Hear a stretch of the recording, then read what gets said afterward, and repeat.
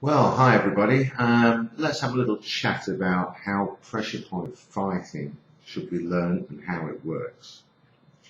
First of all, pressure point fighting is a little bit of a misnomer, if you like, because pressure point fighting per se doesn't actually exist.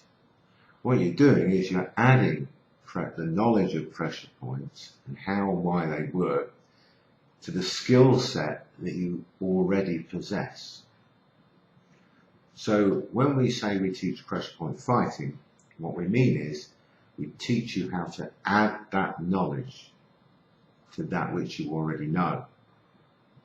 Now, this has many meanings coming up.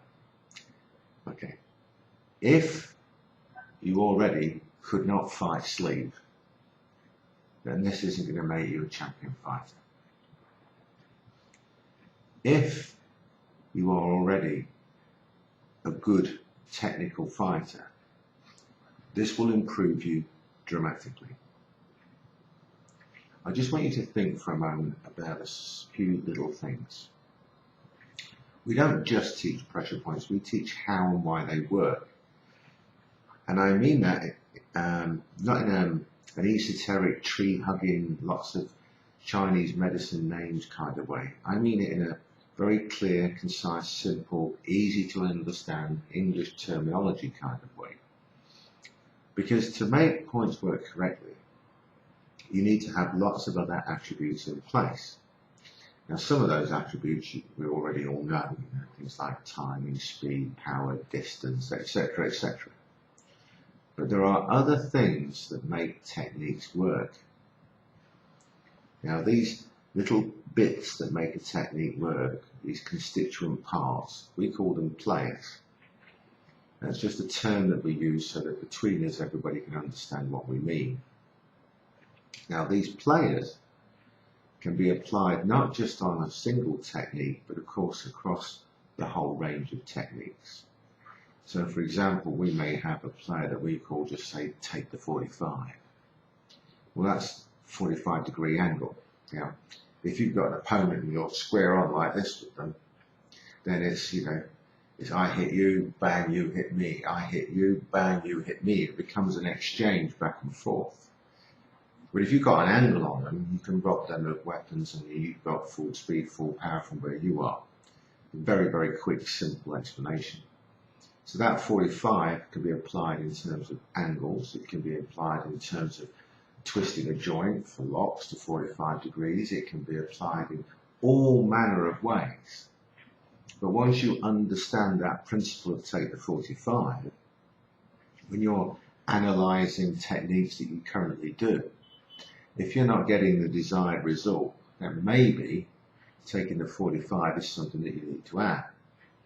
And so it is with all of those other players that we actively teach.